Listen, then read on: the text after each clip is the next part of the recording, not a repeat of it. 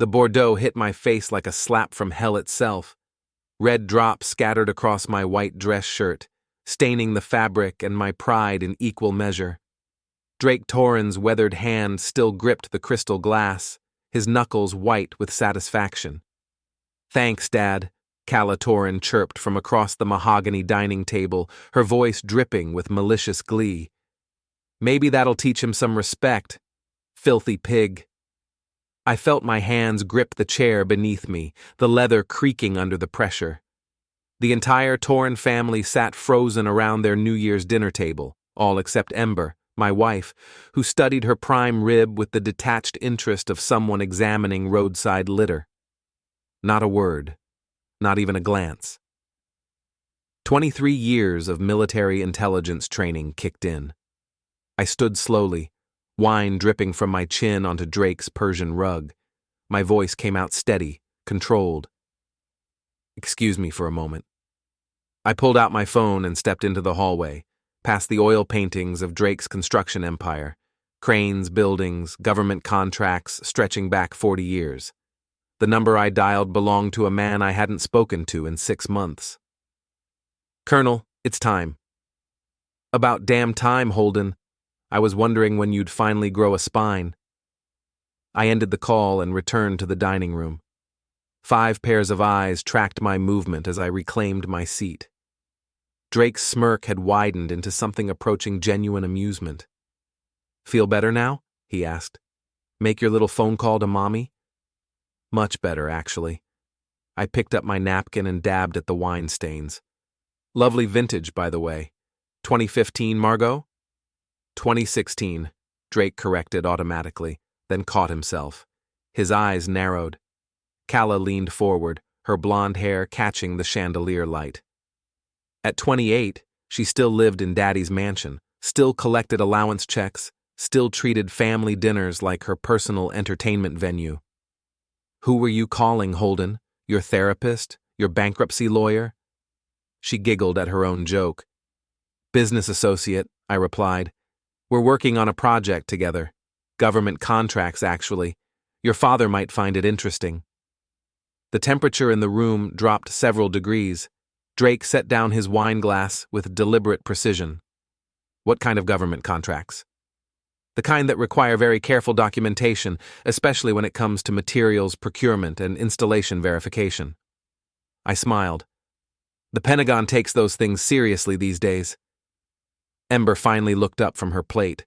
Her green eyes, the ones that had captivated me 15 years ago, held nothing but cold calculation now. "Holden, perhaps we should discuss your projects at home." "Oh, I think the family should hear about this. After all, Drake's been in the defense contracting business for decades. He probably has insights." Drake's fork clattered against his plate. "What exactly are you implying?" "I'm not implying anything. I'm simply mentioning that my associate has been reviewing procurement records for armor plating installations. Fascinating stuff, really. Millions of dollars in invoices, delivery confirmations, installation certificates, all very official." The silence stretched like a taut wire. Drake's face had gone pale beneath his tan. "You don't know what you're talking about." "Don't I?" I reached for my wine glass, the one that hadn't been thrown, and took a sip. $47 million over 6 years. That's a lot of armor plating. I hope our soldiers are properly protected. Calla looked between her father and me, confusion replacing her earlier smugness. "What's he talking about, Daddy?" "Nothing," Drake snapped. "He's talking about nothing." But I could see the recognition in his eyes, the understanding that his carefully constructed world had just developed a crack that would soon become a chasm. "Well," I said, standing again, "this has been lovely, but I should get home. Early day tomorrow, lots of documentation to review." Ember rose as well, her movements sharp and efficient. "Yes, we should go." As we gathered our coats, I caught Drake watching me with the intensity of a predator sizing up unexpected prey. But there was something else in his expression now, something that looked almost like respect. "Holden," he called as we reached the door. I turned back. This conversation isn't over. No, I agreed. It's just beginning. The drive home passed in silence. Ember stared out the passenger window at the suburban Texas landscape. Manicured lawns, three-car garages, the comfortable predictability of upper-middle-class success. Our success, built on 15 years of marriage and my cybersecurity firm's government contracts. Or so I had thought. "What was that about?" she finally asked as we pulled into our driveway. "Just business." "Holden, I know you. That wasn't just business." I turned off the engine and faced her. Even angry, even cold, she was beautiful.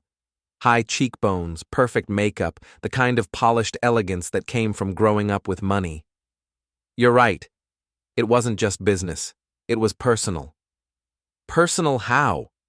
"Your father has been stealing from the Pentagon for 6 years, billing for armor installations that were never completed. My associate has the documentation." Her face went white. That's impossible." "Is it? Or is it just impossible that someone finally noticed?" She unbuckled her seatbelt with shaking hands. "You can't prove that." "Actually, I can. GPS tracking on delivery trucks, installation schedules, material specifications. It's all there, Ember. Every fraudulent invoice, every fake certificate, every penny he stole." "Why?" Her voice was barely a whisper. "Why are you doing this?" I studied her face in the dim light from our porch. After 15 years of marriage, I could read her expressions like a familiar book. But tonight, she looked like a stranger. "Because your family has been treating me like garbage for 15 years. Because your father just threw wine in my face and your sister called me a pig. Because you sat there and said nothing. So you're going to destroy my father over hurt feelings?" "No," I said quietly. "I'm going to destroy your father because he's a criminal. The hurt feelings are just motivation." We sat in silence for several minutes. Finally, Ember opened her door. "This will destroy our family." "What family? The one where your father humiliates me at every gathering? The one where your sister treats me like hired help? The one where my own wife won't defend me?" She paused, one foot on the driveway. "What do you want, Holden?" "Respect. Acknowledgement. The courtesy you'd show a stranger on the street. And if you get that, then maybe we can talk."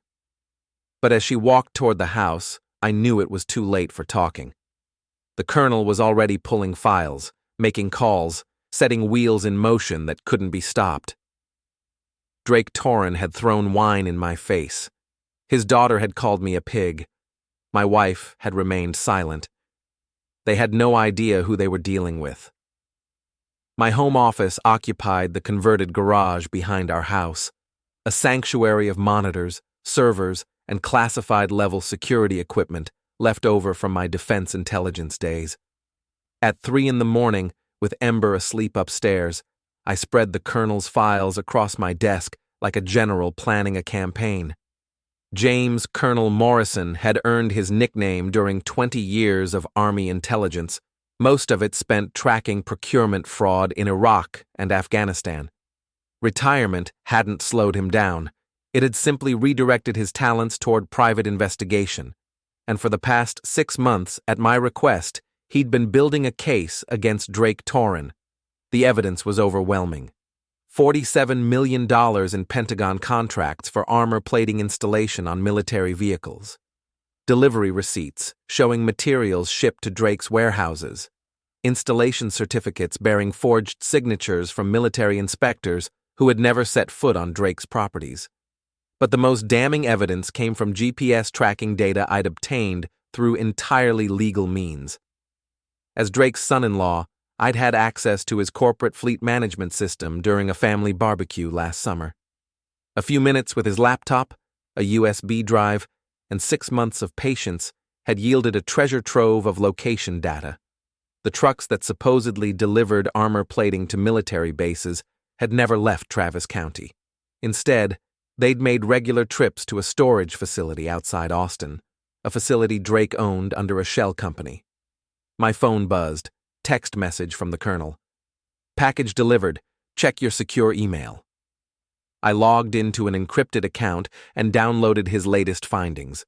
Video surveillance from the storage facility, obtained through a contact at the security company. Footage of Drake's trucks unloading armor plating that should have been installed on military vehicles. Footage of the same materials being loaded onto different trucks, bearing the logos of civilian construction companies. Drake wasn't just stealing from the Pentagon. He was reselling military-grade materials to private contractors at a massive markup.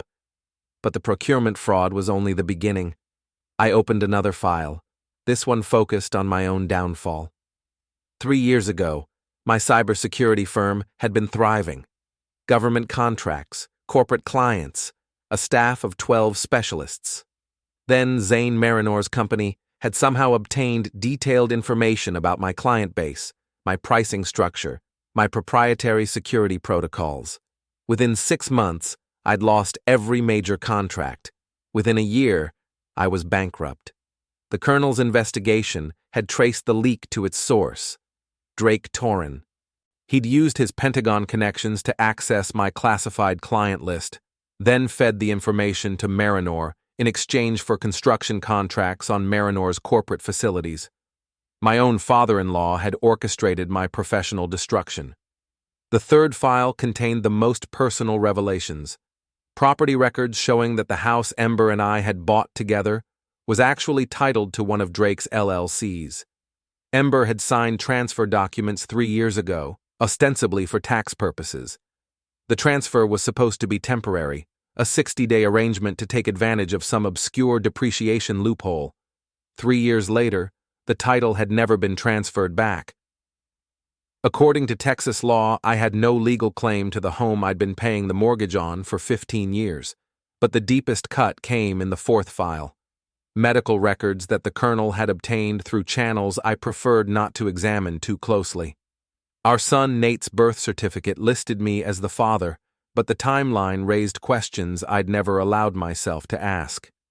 Nate had been born 7 months after Ember's business trip to Denver, a trip Drake had arranged to close a deal with defense contractor Asher Trevin, a trip that had lasted 2 weeks instead of the planned 5 days. Nate's birth weight, 8 pounds, 4 ounces, suggested a full-term pregnancy. I stared at my son's medical records until the numbers blurred. 7 years old, brilliant, funny, the one pure thing in my increasingly complicated life. The possibility that he wasn't biologically mine felt like a physical blow. My phone rang, the colonel calling from his own sleepless vigil. "You see the Denver connection?" he asked without preamble. "I see it. Asher Trevin's been doing business with Drake for 8 years. Defense contracts mostly. Clean record, good reputation. But he's also been doing business with your wife." "What kind of business?" "The kind that happens at the Marriott on 17th Street, 3 times in the past 6 months, according to credit card records. Always when she's supposedly working late." I closed my eyes. "How did you get credit card records?" "You don't want to know. But they're admissible in divorce court, if it comes to that." "It won't come to that. Holden, you need to think about this logically. Your wife is having an affair. Your father-in-law destroyed your business and stole your house. Your son might not be your son. You've got grounds for the divorce of the century. I'm not interested in divorce." "Then what are you interested in?" I looked at the files spread across my desk, evidence of fraud, theft, adultery, conspiracy, enough to destroy the Torrin family's reputation and send Drake to federal prison. "Justice," I said. "Justice is what happens in courtrooms. What you're talking about sounds more like revenge." "Maybe there's no difference." The colonel was quiet for a moment. "What do you need from me?" "Everything. Every document, every recording, every piece of evidence you can find. I want to know about every crime, every lie, every secret this family has buried. That could take months." "We don't have months. Drake's got connections throughout the federal contracting system. If he suspects we're on to him, he'll destroy evidence and disappear behind a wall of lawyers." "So what's the timeline?" I looked at the calendar on my wall. February 1st, exactly 1 month from the wine incident. 30 days. I want everything wrapped up and delivered by the end of January. That's ambitious. That's necessary. Drake humiliated me in front of his family. He stole my business, my house, possibly my wife and son. He's been treating me like a second-class citizen for 15 years. And now? Now he's going to learn what happens when you underestimate a second-class citizen with first-class connections. I hung up and returned to the files. Dawn was still 3 hours away, but I had work to do. Phone calls to make, favors to call in, pieces to position on a chessboard Drake didn't even know existed. By the time Ember came downstairs for her morning coffee, I was sitting at the kitchen table reading the newspaper like any other suburban husband. She paused in the doorway, studying my face. "You look tired." "Couldn't sleep. Too much excitement at dinner." She poured herself coffee and sat across from me. "Holden, about last night. What you said about my father." "What about it?" "You can't seriously believe he's involved in procurement fraud." I folded the newspaper and met her eyes. "Why not?" "Because I know him. He's many things, but he's not a criminal. He threw wine in my face and you said nothing.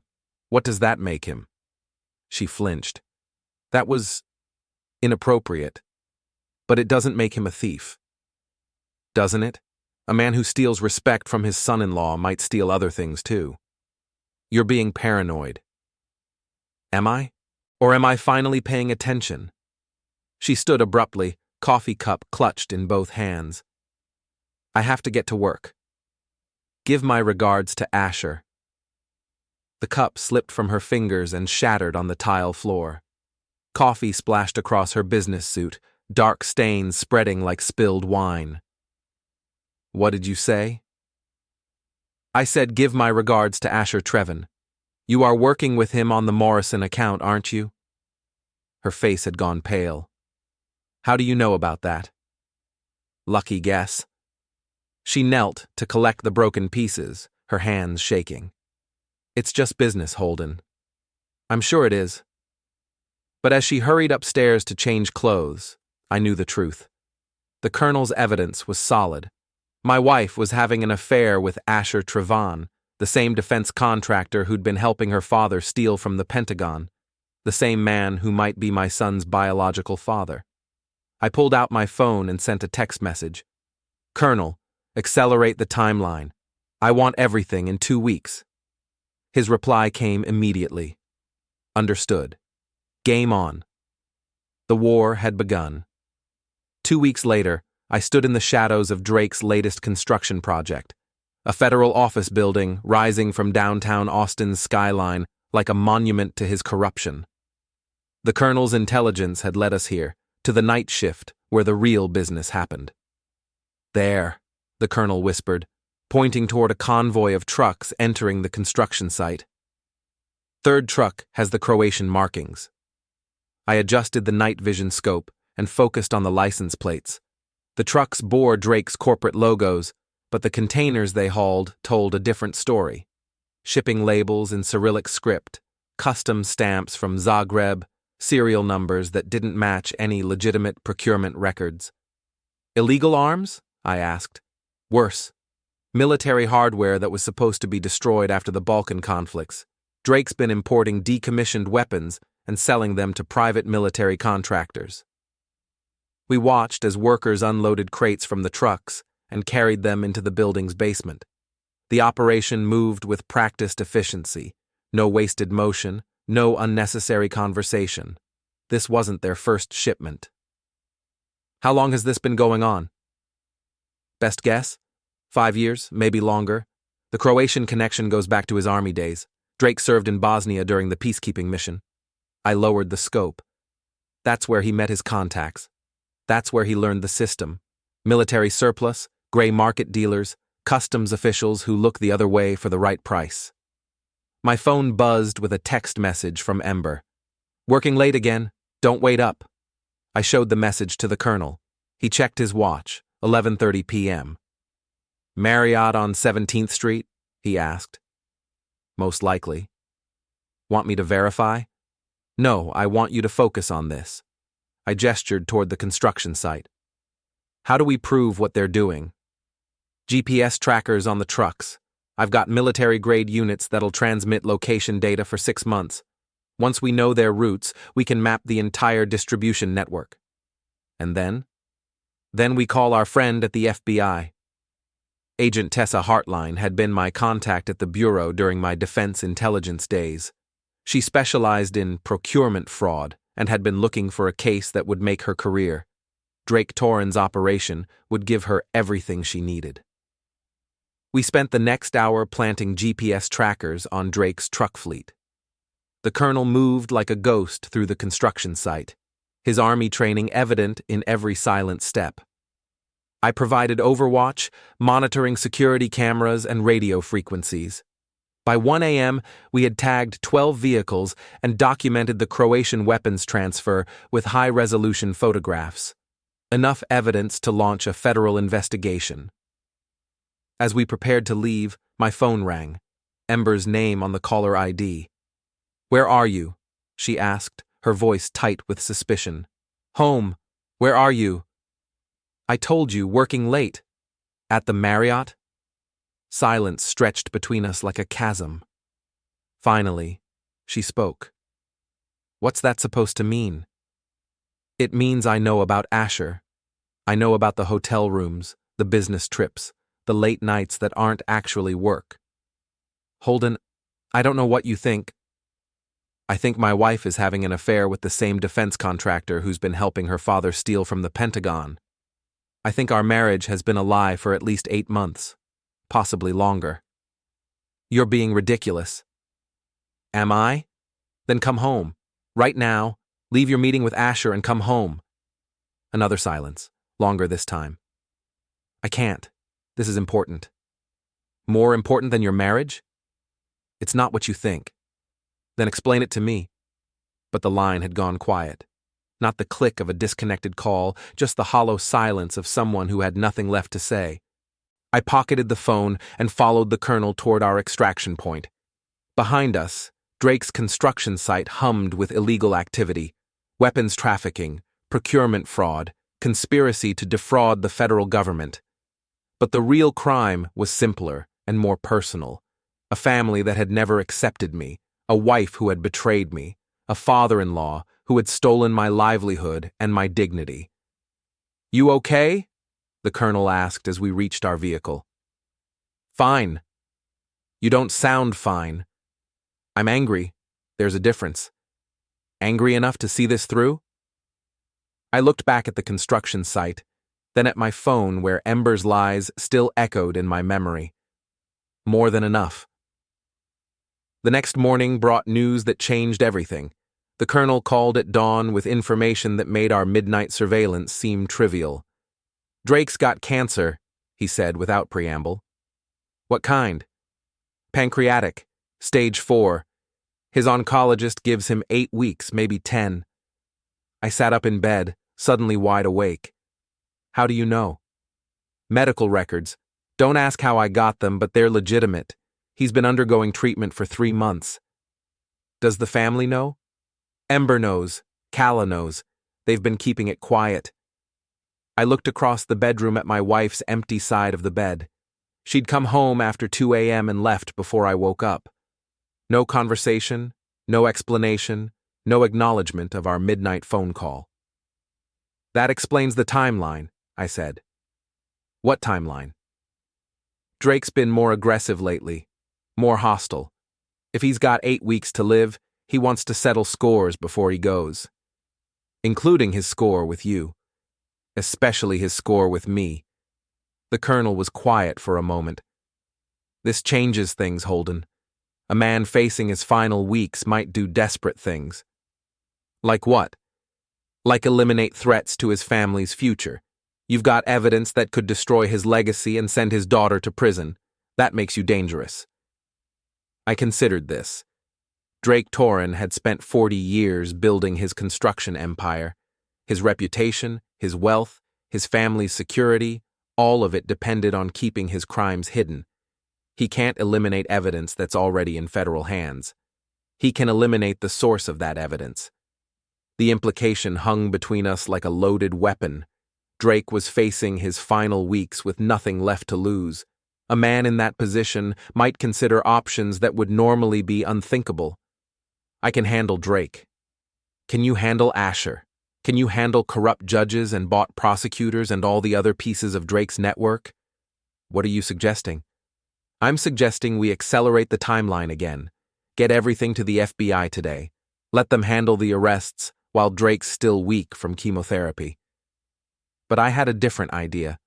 A more personal approach that would give me the satisfaction I'd been craving since that wine hit my face. No, we stick to the plan. 2 more weeks of surveillance, then we move. Holden. Drake humiliated me in front of his family. He destroyed my business, stole my house, corrupted my wife. If he's got 8 weeks to live, I want him to spend them watching everything he built crumble around him. That's not justice. That's revenge. You're right. It is. I hung up and headed downstairs for coffee. Ember was already gone, but she'd left a note on the kitchen counter. We need to talk tonight. Important. I crumpled the note and threw it away. After 15 years of marriage, she finally wanted to talk. But it was too late for conversation. The war was entering its final phase. Judge Marlo Trasker's courtroom occupied the 3rd floor of the Travis County Courthouse, a monument to Texas justice that had seen everything from cattle rustling to corporate fraud. But as I sat in the gallery watching Trasker preside over a custody hearing, I knew I was witnessing something far more corrupt than simple crime. I was watching a system rigged from the inside. The colonel's research had revealed Trasker's connection to Drake. College roommates at UT, fraternity brothers, business partners in several failed ventures during their 20s. More importantly, Trasker had been handling every major divorce and custody case in the county for the past 5 years. Cases that invariably favored Drake's interests.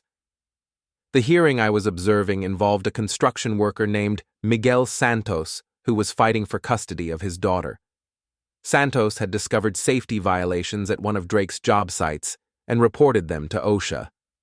Within a month, Santos was facing divorce papers and a custody battle that would drain his savings and destroy his reputation.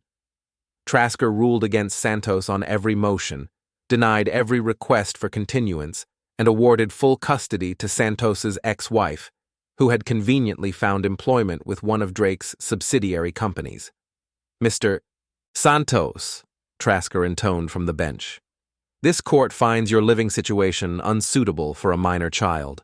Custody is awarded to the mother, with supervised visitation rights for the father. Santos stood slowly, his shoulders sagging with defeat. As he walked past my row, I caught his attention and handed him a business card. "Call me," I whispered. "I might be able to help." Outside the courthouse, I waited for Santos in the parking lot. He approached cautiously, studying the card I'd given him. "Holden Ravel, cybersecurity consultant," he read aloud. "What kind of help are you talking about?" "The kind that exposes corrupt judges and the men who buy them." Santos looked around nervously. "You're talking about dangerous people. I'm talking about criminals. There's a difference. Not in this county, not when it comes to Drake Torrin." "You know Drake?"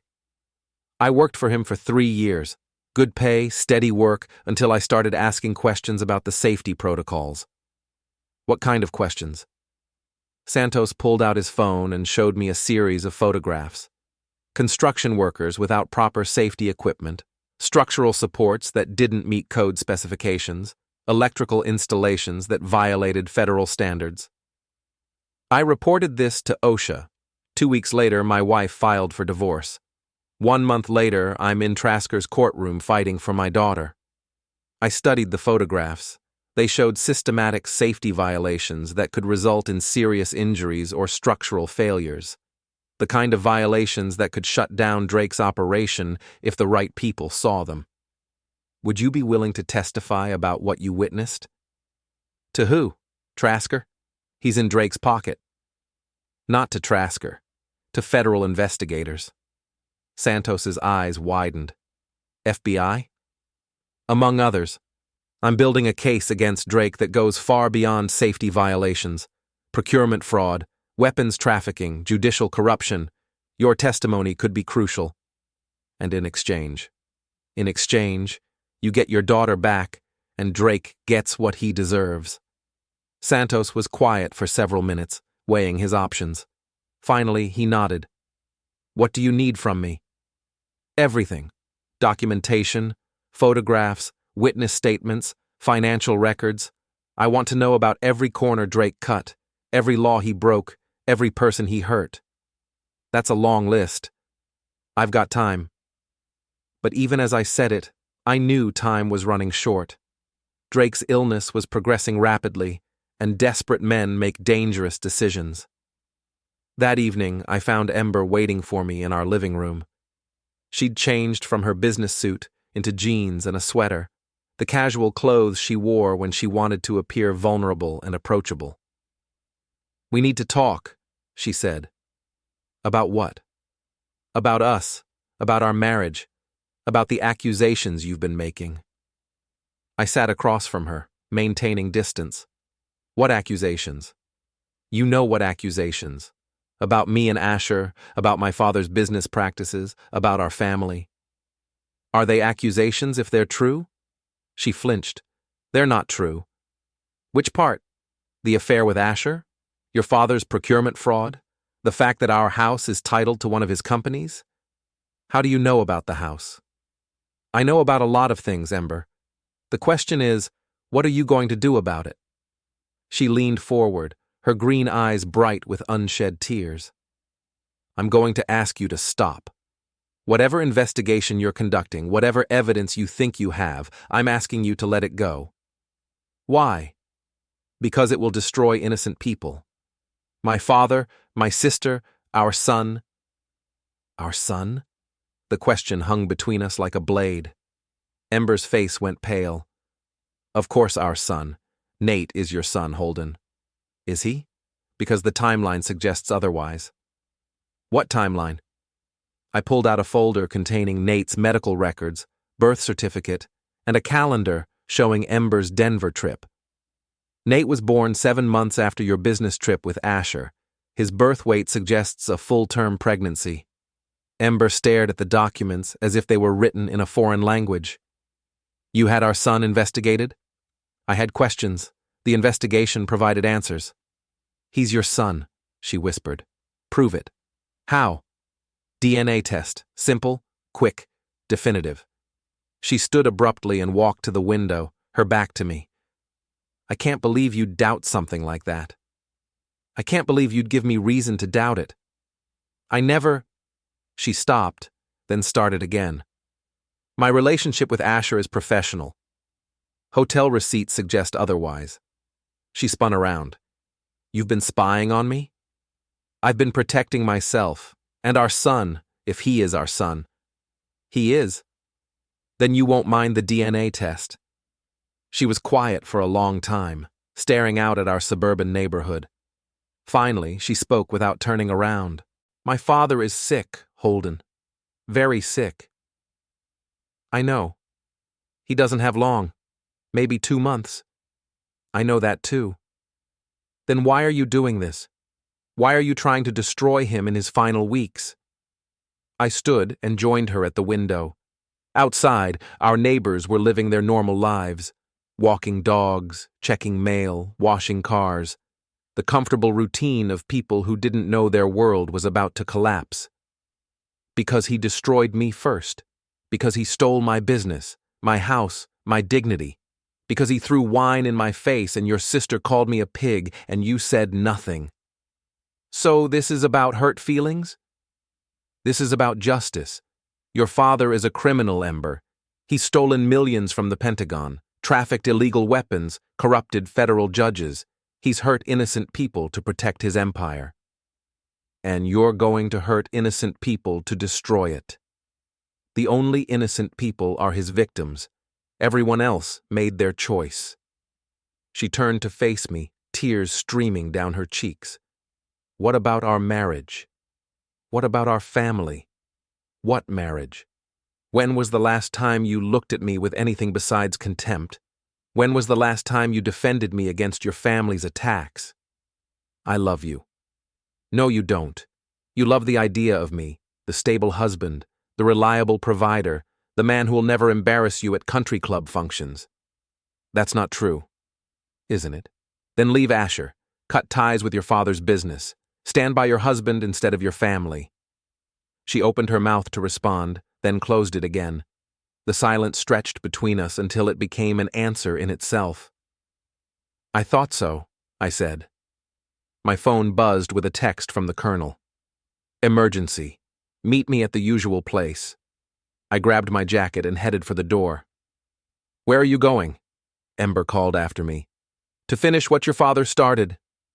The usual place was a 24-hour diner on the outskirts of Austin, the kind of establishment that catered to truckers, insomniacs, and people conducting business they preferred to keep private. The colonel was waiting in a corner booth, his face grim. We've got problems, he said as I sat down. What kind of problems? The kind that involve federal judges and sealed indictments. Drake's people know we're onto them. How? Someone tipped them off. Could be anyone. A contact at the FBI, a clerk at the courthouse, maybe even someone in your own circle. I thought about my conversation with Ember, her desperate plea to stop the investigation. What's the damage? They're moving assets offshore, destroying documents, eliminating evidence. We've got maybe 48 hours before they disappear behind a wall of lawyers and shell companies. Then we move now. With what? Half our evidence is circumstantial and the other half might not be admissible if they claim illegal surveillance. We've got Miguel Santos. We've got the GPS tracking data. We've got the weapons trafficking photographs. We've got pieces of a puzzle, but not enough for a conviction. Not against someone with Drake's resources. I stared out the diner window at the empty parking lot. In the distance, Austin's skyline glittered with the lights of honest businesses and corrupt enterprises alike. What are you suggesting? I'm suggesting we take what we have to the FBI and let them handle the rest. Agent Hartline can build a case even if it takes years. Years Drake doesn't have. Justice doesn't operate on a cancer timeline. But I wasn't interested in justice anymore. I was interested in revenge, and revenge required a more personal touch. No, I said. We stick to the original plan. What original plan?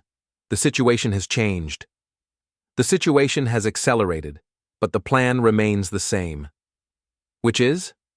Destroy Drake Torrin's empire and everyone who helped him build it.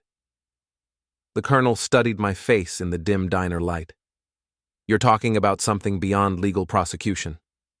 I'm talking about consequences. Real consequences for real crimes. And your wife? Your son? My wife made her choice. As for my son, I pulled out my phone and scrolled to a contact I hadn't called in years. I'm going to find out if he's actually my son. The number belonged to a private laboratory that specialized in paternity testing. Discreet, fast, accurate. Dr. Chen, this is Holden Ravel. I need a favor. The DNA results arrived on a Thursday morning in February, delivered by courier to my office in a sealed envelope marked confidential. I stared at the package for several minutes before opening it, knowing that its contents would either restore one piece of my shattered world or complete its destruction. The laboratory's findings were unambiguous. Nate was my biological son. I felt a wave of relief so intense it left me shaking. Whatever else had been destroyed, my marriage, my trust, my relationship with Ember's family, my connection to my 7-year-old son remained intact. But the relief was followed immediately by rage. Ember had allowed me to doubt my own paternity, had watched me suffer through weeks of uncertainty, rather than simply tell me the truth. My phone rang. Agent Hartline from the FBI. Mr. Ravel, we need to talk. Can you come to the federal building this afternoon? What about? About the evidence package you and your associate provided. We're ready to move forward. The federal building in downtown Austin hummed with the quiet efficiency of a bureaucracy at work. Agent Hartline met me in the lobby, a sharp-featured woman in her late 30s who had built her career prosecuting white-collar crime. "Your timing is interesting," she said as we rode the elevator to her office. "We've been investigating defense procurement fraud for 2 years, but we've never had evidence this comprehensive." "Glad to help." "Are you? Because some of this evidence was obtained through questionable means." I met her gaze. Define questionable. GPS tracking without warrants, surveillance of private property, access to confidential financial records. All obtained by a licensed private investigator using legal methods. Legal but ethically gray, defense attorneys will challenge everything. Will they win? She smiled. Not if I have anything to say about it. Her office overlooked the Austin skyline, including the construction site where Drake's illegal weapons operation continued. Hartline followed my gaze. "We raided that facility yesterday. Found enough contraband to supply a small army." "Arrests?" 12 so far, including several of Drake's foremen, but Drake himself is in the wind. I turned from the window. "What do you mean in the wind?" "He checked out of his oncology treatment program 3 days ago. His lawyers claim he's seeking alternative treatment in Mexico, but we think he's preparing to flee the country." "With what?" "His assets are frozen, his accounts are monitored." "His official assets are frozen, but a man with Drake's connections has resources we haven't discovered yet." The implication was clear. Despite months of investigation, Drake was still one step ahead of us. "What do you need from me?" "We need you to maintain your normal routine while we locate Drake. If he contacts you or your wife, we need to know immediately." "And if he doesn't contact us?" "Then we'll find him eventually. Men like Drake can't stay hidden forever." But as I left the federal building, I knew that eventually might be too late. Drake was facing his final weeks with nothing left to lose and everything to protect. A man in that position might take desperate measures. I called the colonel from my car. "Drake's running," I told him. "I know. I've been tracking his credit cards and cell phone. He's moving south, probably toward the Mexican border." "Can we intercept him?" "We're not law enforcement, Holden. That's the FBI's job." "The FBI doesn't have our motivation." "What are you thinking?" "I'm thinking Drake humiliated me, stole from me, and destroyed my marriage. I'm not letting him escape to some beach resort in Cancun." "So what's the plan?" I looked up at Drake's construction site, where federal agents were still processing evidence. Somewhere in that maze of steel and concrete, Drake had built his criminal empire, and somewhere in Texas, he was running toward what he thought was freedom. The plan is simple. We find him before the FBI does. And then we finish this.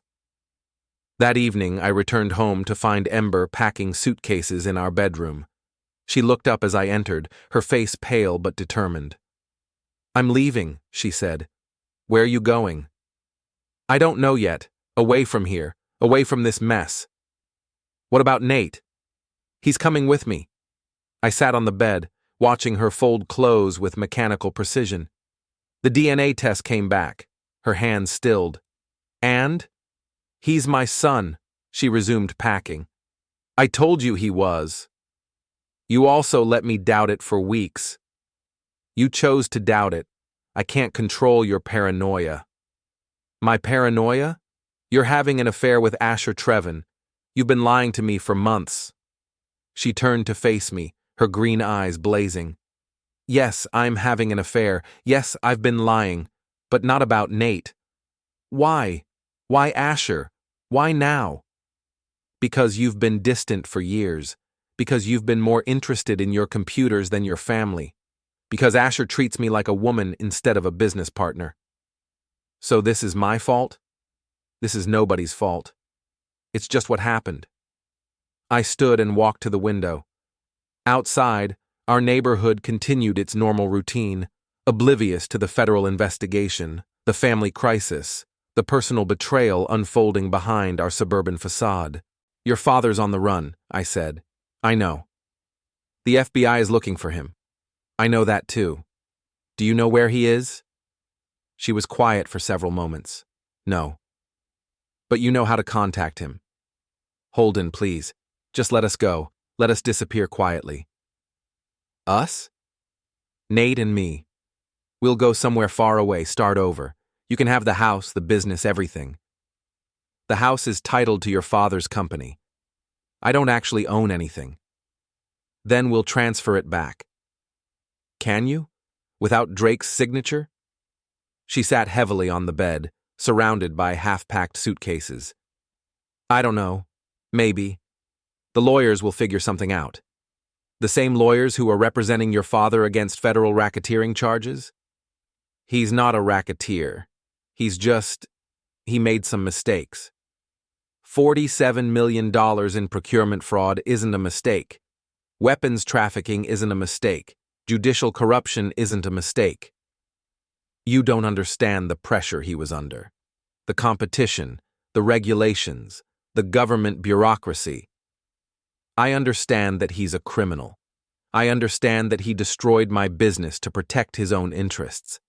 I understand that he's been treating me like garbage for 15 years. Ember looked up at me, tears streaming down her face. What do you want from us? I want my son. I want my house. I want my dignity. And my father. Your father can face the consequences of his choices. He's going to pass away, Holden. In a few weeks, maybe a month. Can't you just let him go peacefully? Did he let me go peacefully? When he destroyed my business, did he consider my peace of mind? When he threw wine in my face, was he concerned about my dignity? She had no answer for that. My phone buzzed with a text from the colonel. Found him. Motel outside San Antonio, moving now. I grabbed my jacket and headed for the door. Where are you going? Ember called after me. To end this. Holden, please, don't do anything you'll regret. I paused at the bedroom door. I regret marrying into your family. I regret trusting your father. I regret 15 years of trying to earn respect from people who were never going to give it. What about us? What about our marriage? Our marriage ended the day you chose your family over your husband. I left her sitting among the suitcases, crying for a life that had been built on lies and sustained by betrayal.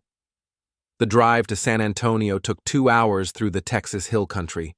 The colonel had texted Drake's location, a rundown motel on the city's south side, the kind of place that catered to people who paid in cash and didn't ask questions.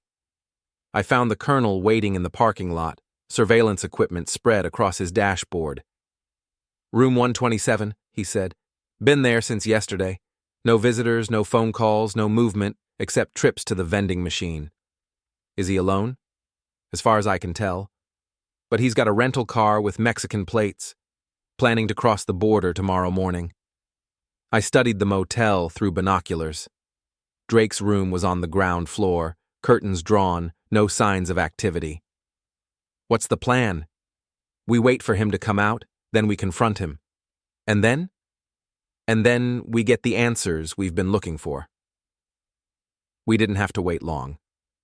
At 9 p.m., Drake emerged from his room and walked toward the vending machines. He looked older than his 68 years, gaunt from chemotherapy, moving with the careful steps of a man in constant pain. But his eyes were still sharp, still calculating, still dangerous. I got out of my car and approached him as he fed coins into the machine. Hello, Drake. He turned slowly, unsurprised to see me. Holden, I wondered when you'd show up. Did you? Or were you hoping to make it to Mexico first? Mexico's overrated. Too hot, too many tourists.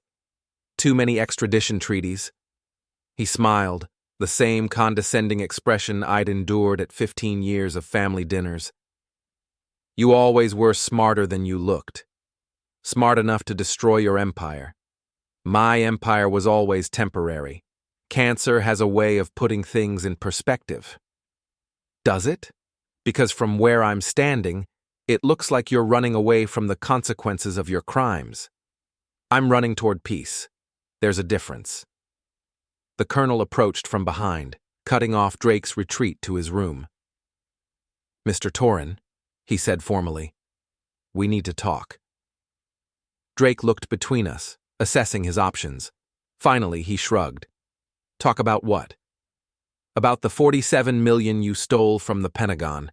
About the weapons trafficking. About the judges you corrupted and the lives you destroyed. Allegedly. About Miguel Santos and his daughter. About my business and my reputation. About 15 years of humiliation and contempt. Drake's smile faded. Ah, this isn't about justice, is it? This is personal. Very personal. What do you want, Holden? An apology? Acknowledgement? Some kind of final confession? I want you to face the consequences of your choices. I'm facing the ultimate consequence. I'll be gone in 6 weeks. Not soon enough. Drake studied my face in the harsh light from the vending machine. You hate me. I despise you. Good. Hatred is honest. It's more than I ever got from my own family. Your family worships you. My family fears me. There's a difference. He selected a candy bar from the machine and unwrapped it slowly, his movements deliberate and controlled. You know what the funny thing is, Holden? You and I are more alike than you want to admit. We're nothing alike. We're both men who built something from nothing. We both married above our station. We both learned that respect has to be taken, not earned. I never stole from anyone. Didn't you? You stole my daughter's affection. You stole my grandson's loyalty. You stole 15 years of my family's time and attention. I married your daughter. I raised your grandson. I tried to be part of your family. And I never let you, did I? Because I knew what you were from the beginning. What was I? A threat. A man smart enough and determined enough to bring down everything I'd built. He took a bite of the candy bar, chewing thoughtfully. I should have eliminated you years ago. The words hung in the air like a physical threat. The colonel's hand moved toward his concealed weapon.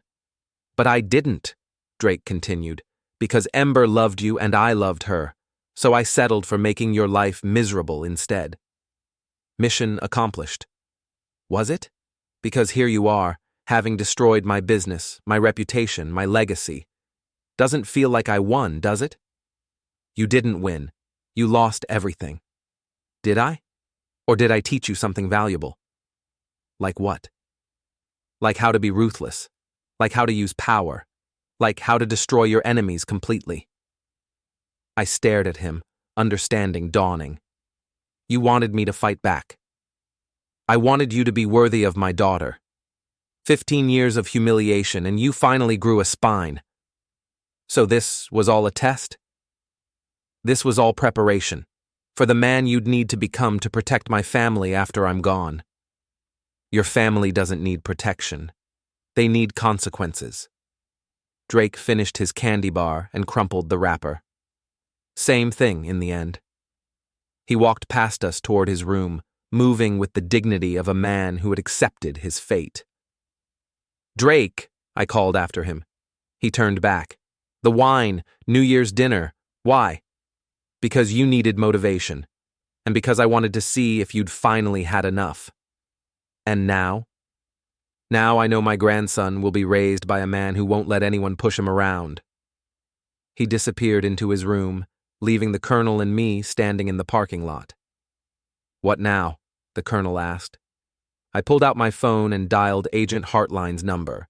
Agent Hartline, this is Holden Revell. I found Drake Torrin. The arrest happened quietly, without drama or resistance. Drake came out of his room when the FBI agents knocked, dressed in his best suit, hands already extended for the handcuffs. As they led him to the federal vehicle, he paused beside my car. Take care of them, Holden. Whatever else happens, take care of Ember and Nate. I'll take care of my son. And Ember? Ember made her choice. He nodded, understanding. Then make sure she lives with the consequences. The federal car pulled away, carrying Drake toward his final weeks in a federal detention facility. The colonel and I stood in the motel parking lot, watching the taillights disappear into the Texas night. It's over, the colonel said. No, it's just beginning. Because Drake was right about one thing. I had learned to be ruthless. I had learned to use power. I had learned to destroy my enemies completely, and Ember Revell was about to discover what that meant. The custody hearing took place 3 weeks after Drake's arrest, in the same courthouse where Judge Trasker had once dispensed corrupted justice. But Trasker was gone now, suspended pending federal investigation, and the new judge, Patricia Holloway, had a reputation for fairness that Drake's money couldn't buy. Ember sat at the defendant's table with her attorney, a sharp-dressed woman named Marin Cross, who specialized in high-profile divorce cases. But even Cross's considerable skills couldn't overcome the mountain of evidence I'd assembled. "Your Honor," my attorney began, "Mr. Ravel is seeking full custody of his minor son based on his wife's adultery, her family's criminal enterprise, and her demonstrated unfitness as a parent." "Objection," Cross interjected. "Mrs. Ravel has never been charged with any crime." "Sustained," Judge Holloway said, "but I'll allow evidence of adultery and unfitness." The next 2 hours were a methodical destruction of Ember's credibility. Hotel receipts showing her affair with Asher Trevon, financial records proving her knowledge of Drake's illegal activities, testimony from Miguel Santos about the family's pattern of intimidation and retaliation. But the most damaging evidence came from Ember herself. "Mrs. Revell," my attorney asked during cross-examination, "were you aware that your father was defrauding the Pentagon?" "I was aware of irregularities in his billing practices." "Irregularities? $47 million in false invoices constitutes irregularities?" "I'm not an accountant. I don't understand the technical details. But you do understand adultery, don't you?" Ember's face flushed. "I don't know what you mean." "You've been having an affair with Asher Trevon for 8 months, correct?" "My personal relationships are not relevant to my fitness as a mother." "Aren't they? You've been lying to your husband, sneaking around behind his back, using your son as cover for your deception. How is that not relevant?" Cross objected, but the damage was done. Ember looked like exactly what she was, a woman who had betrayed her family's trust for personal gratification. The judge's ruling was swift and decisive. "Based on the evidence presented, I find that Mrs. Revell's conduct has been detrimental to the minor child's welfare. Full custody is awarded to Mr. Revell, with supervised visitation rights for the mother." Ember collapsed into her chair as if she'd been struck. Across the courtroom, I felt a surge of satisfaction so intense it was almost physical. Justice. Finally. But the custody hearing was only the beginning. That afternoon, I met with Agent Hartline at the Federal Building to discuss the broader implications of Drake's case. "We've identified 17 co-conspirators," she told me, "including Judge Trasker, 3 Pentagon procurement officers, and a network of shell companies stretching from Texas to the Cayman Islands." "What about Asher Trevon?" "Trevon's cooperating fully. He's provided testimony about Drake's weapons trafficking operation in exchange for immunity." "And Ember?" "Your wife wasn't directly involved in the criminal conspiracy. She may have known about some of her father's activities, but knowledge isn't the same as participation." "So she walks away clean?" "Legally, yes, but I understand she's facing other consequences." That was an understatement. In addition to losing custody of Nate, Ember had been fired from her corporate job when news of her family's criminal activities became public. The house, which had never legally belonged to us, was being seized as part of Drake's asset forfeiture. Her trust fund, managed through one of Drake's companies, was frozen pending investigation.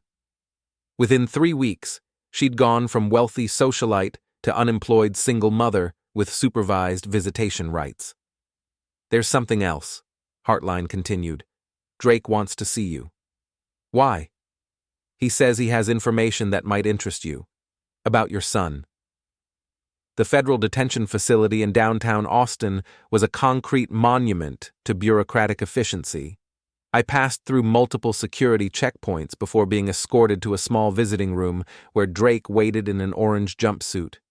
Cancer had ravaged his appearance in the weeks since his arrest. He'd lost at least 20 pounds. His skin had taken on a grayish pallor, and his hands shook with medication tremors. But his eyes remained sharp and calculating. "You look well, Holden. You look terrible." He laughed, a sound like grinding glass. "Honesty, I always appreciated that about you." "What do you want, Drake?" "To apologize." "For what? Stealing my business? Humiliating me? Destroying my marriage?" "For underestimating you. I thought you were weak, passive, content to be disrespected. I was wrong." "Is that supposed to make me feel better?" "It's supposed to make you understand. Everything I did, the humiliation, the theft, the systematic destruction of your dignity, it was designed to provoke exactly this response. You wanted me to destroy your family? I wanted you to become strong enough to protect my family. There's a difference." He leaned forward, his voice dropping to a whisper. "I'm going to pass away in this facility, Holden, probably within the month. When I'm gone, Ember and Nate will need someone to look after them. I'm looking after my son. Ember can look after herself." "Can she? She's never worked a real job, never paid her own bills, never faced genuine hardship. She's a pampered princess who's about to discover what the real world looks like." "That's not my problem." "Isn't it? She's the mother of your child. Her welfare affects his welfare." I studied his face, looking for the manipulation I'd learned to expect. But I saw only genuine concern, perhaps the first authentic emotion he'd ever shown me. "What are you asking?" "I'm asking you to be the man I trained you to be. Ruthless when necessary, protective when required." "Protective of whom?" "Of your family. All of your family. Ember stopped being my family when she chose Asher over me. Did she? Or did she choose security over uncertainty?" "What's that supposed to mean?" Drake smiled, the same condescending expression that had infuriated me for 15 years, but now I understood its purpose. "It means you still have a lot to learn about women, son." The word hit me like a physical blow. In 15 years of marriage, Drake had never called me son. "Why now?" I asked. "Because now you've earned it. You've proven you can protect what matters, destroy what threatens, and make the hard choices that leadership requires. I'm not interested in your approval." "Good. Men who need approval make poor leaders." He stood slowly, his movements careful and deliberate. "There's a safe deposit box at First National Bank, box 847. The key is taped under the drawer in my home office desk. Everything you need to rebuild is in that box." "Rebuild what?" "Your business, your reputation, your family." "My family is destroyed. Your family is damaged. There's a difference." The guard appeared to escort Drake back to his cell. As he reached the door, he turned back one final time. "The wine, Holden. That night at dinner, do you know why I really threw it? To humiliate me. To wake you up. You'd been sleepwalking through your own life for 15 years. Someone had to shake you awake. And if I hadn't responded, if I'd just taken the humiliation and moved on, then you wouldn't have been worthy of my daughter or my grandson." He disappeared into the corridor, leaving me alone in the visiting room with questions I'd never thought to ask. 2 days later, I drove to Drake's mansion, now empty and scheduled for government auction, and found the key exactly where he'd said it would be. The safe deposit box contained documents that would have made Agent Hartline's investigation unnecessary. Detailed records of every crime, every conspiracy, every corrupt transaction Drake had orchestrated over 20 years. But it also contained something unexpected. A trust fund in Nate's name, worth $12 million, completely separate from Drake's criminal enterprises. Clean money, legally obtained, professionally managed, and a letter addressed to me. Holden. If you're reading this, then you've proven yourself capable of the ruthlessness necessary to protect a family. The money in this trust belongs to Nate, but you control it until he turns 25. Use it wisely. Rebuild your business, secure your future, provide for your son's education and welfare. But remember, money is just a tool. Power comes from knowing how to use it. You've learned to be ruthless with your enemies. Now learn to be generous with your family. Take care of them both. Drake. I sat in the empty bank lobby holding $12 million in trust documents and wondering what Drake's final game really was. Had he genuinely wanted to prepare me for leadership? Or was this just another manipulation, designed to bind me to his family even after his demise? Maybe it didn't matter. The money was real, the power was real, and the choice was mine. That evening, I found Ember packing the last of her belongings into a rental truck. She'd been staying in a cheap apartment across town since losing the house, working temp jobs to pay rent, learning what life looked like without her father's money. "I heard about the trust fund," she said without looking up from her boxes. "News travels fast. Calla told me. She's furious that Daddy left everything to you instead of her. He didn't leave everything to me, he left it to Nate, with you controlling it. That's how trust funds work." She straightened, brushing dust from her jeans. The designer clothes were gone, replaced by practical outfits from discount stores. But she was still beautiful. Perhaps more beautiful now that the artificial polish had worn away. "What happens now?" she asked. "Now you live with the consequences of your choices." "And Nate?" "Nate lives with me. You get supervised visits twice a week, assuming you can prove you're stable enough to deserve them." Tears welled in her green eyes. "I made mistakes, Holden, but I'm still his mother. You're the woman who gave birth to him. Being a mother requires more than biology." "Like what?" "Like loyalty. Like sacrifice. Like putting your child's welfare ahead of your own desires. The way you did when you destroyed his grandfather. The way I did when I protected him from a criminal family." She sat heavily on one of the boxes, her shoulders sagging with exhaustion. "I know you hate me." "I don't hate you, Ember. I pity you." "That's worse." "Is it? Because pity can turn into compassion. Hatred can't." She looked up at me, hope flickering in her eyes. "Does that mean—" "It means I'm willing to help you rebuild your life, for Nate's sake." "How?" "Get clean, stay away from Asher and anyone else connected to your father's business. Find legitimate work, build a stable home, prove you can be the mother Nate deserves." "And if I do all that?" "Then maybe we can discuss expanding your visitation rights." "What about us? What about our marriage?" I looked around the cramped apartment, a far cry from the luxury she'd known all her life, but honest in a way our marriage had never been. Our marriage was built on lies, Ember. Your lies, my willful blindness, your father's manipulation. It can't be rebuilt on that foundation. Then what foundation can it be rebuilt on? Truth, respect, the kind of partnership where both people choose each other, instead of settling for each other. I chose you 15 years ago. No, you chose security. You chose the stable husband who would never challenge your family's authority. You chose the safe option. And now? Now you have to choose again. But this time, you know what the choice really means. I left her sitting among her boxes, contemplating a future that would require her to become someone she'd never been before. Strong, independent, accountable. The next morning brought news that surprised no one.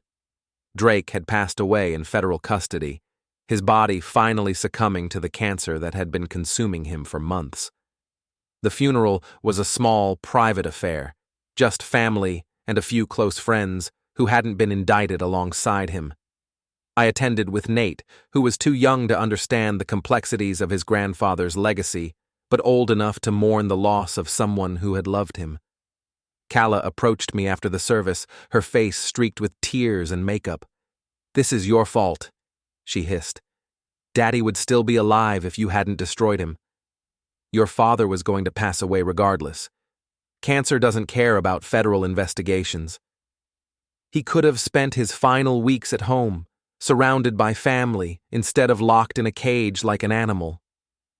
He could have spent his final years as an honest businessman instead of a criminal. He was providing for his family. He was stealing from his country. She raised her hand to slap me, but I caught her wrist before the blow could land. "Don't," I said quietly. "You've lost enough already." She jerked away from me, her face contorted with rage and grief. "I'll never forgive you for this." "I'm not asking for forgiveness. I'm asking for you to learn from your father's mistakes." "What mistakes? He built an empire." "He built a criminal organization. There's a difference. And what have you built? What legacy will you leave?" I looked across the cemetery at Nate, who was placing flowers on his grandfather's grave with the solemn concentration of a child trying to understand loss. "I've built a future for my son, one that doesn't depend on crime or corruption or the destruction of innocent people. With Daddy's money, with clean money that your father set aside specifically for this purpose. You think you've won, don't you? I think I've survived. There's a difference." 6 months later, I stood in the office of my rebuilt cybersecurity firm, looking out at downtown Austin through floor-to-ceiling windows. The business was thriving again, built on legitimate contracts and honest relationships. The trust fund had provided the capital, but reputation and competence had provided the success. Nate was thriving too. He'd adjusted to our new life with the resilience of childhood, making friends at his new school, excelling in his studies, showing no signs of trauma from the family upheaval. Ember had surprised everyone, perhaps most of all herself. She'd found work at a non-profit organization, helping other women rebuild their lives after domestic crises. The pay was modest, but the work was meaningful in a way her corporate career had never been. More importantly, she'd proven herself capable of independence and growth. Her supervised visits with Nate had gradually expanded to unsupervised weekends, then to shared custody arrangements. She was becoming the mother she'd never had the chance to be when Drake's money and influence had insulated her from real responsibility. "Mr. Ravel?" My assistant's voice came through the intercom. "Your wife is here to see you." I looked up from the financial reports I'd been reviewing. "Send her in." Ember entered wearing a simple dress and minimal makeup, a far cry from the polished socialite I'd married, but somehow more authentic, more real. "How was Nate's soccer game?" I asked. "He scored 2 goals. He wanted me to tell you about the second one. Apparently it was spectacular." "I'm sure it was." She sat across from my desk, her posture relaxed but alert. "I wanted to talk to you about something." "What about?" "About us. About our future." "What about it?" "I've been thinking about what you said, about choosing each other instead of settling for each other. And I want to choose you. Not for security, not for stability, not because it's the safe option, but because you're the man I want to build a life with." I studied her face, looking for signs of manipulation or calculation, but I saw only honesty. Perhaps the first completely honest thing she'd said to me in years. "What's changed?" "I have. This year, everything that's happened, losing Daddy, losing the money, losing you and Nate, it forced me to discover who I actually am when all the external supports are stripped away." "And who are you?" "Someone stronger than I thought. Someone more capable than I was allowed to be. Someone who can be a real partner instead of a decorative accessory." "And Asher?" "Asher was a fantasy. An escape from a life I wasn't brave enough to examine honestly. Your reality. Difficult, challenging, demanding reality. That doesn't sound very romantic." She smiled, the first genuine smile I'd seen from her in years. "Romance is easy when you're young and stupid. Partnership is what matters when you're older and wiser." I leaned back in my chair, considering her words. The woman sitting across from me was fundamentally different from the one I'd married 15 years ago. Humbled by loss, strengthened by adversity, clarified by consequence. "What are you proposing?" "I'm proposing that we try again. Not as the people we were, but as the people we've become." And if it doesn't work, then at least we'll know we gave our best selves a chance. I looked out the window at the Austin skyline, thinking about Drake's final words. Take care of them both. Perhaps this was what he'd meant, not just providing financial security, but offering the possibility of redemption. There would be conditions, I said. Such as? Complete honesty, no secrets, no lies, no hidden agendas. Agreed. Equal partnership. No more Torrin family dynamics, no more princess treatment. Agreed. And if you ever betray my trust again, I won't. But if you do, it's over. No second chances, no forgiveness, no negotiation. She nodded solemnly. I understand. I stood and walked around the desk to where she sat. After everything that had happened, the lies, the betrayal, the systematic destruction of our old life, this moment felt like stepping off a cliff into unknown territory. Then let's try again. She stood as well, and for the first time in over a year, we embraced, not with passion or desperate need, but with the quiet determination of two people choosing to build something new from the wreckage of something old. Outside my office window, Austin continued its relentless growth. New buildings rising, old ones being torn down, the constant cycle of destruction and renewal that defined American cities. Drake Torrin was gone, his empire scattered, his crimes exposed. But his final lesson remained. Sometimes you have to destroy everything to discover what's truly worth saving. As I held my wife, my former wife, my future wife, I realized that the wine Drake had thrown in my face had been more than an insult. It had been a catalyst, a moment of crisis that had forced me to choose between accepting disrespect and demanding something better. I had chosen to demand better, and in the end, that choice had saved us all. The chair had broken first, but from its wreckage, we had built something stronger,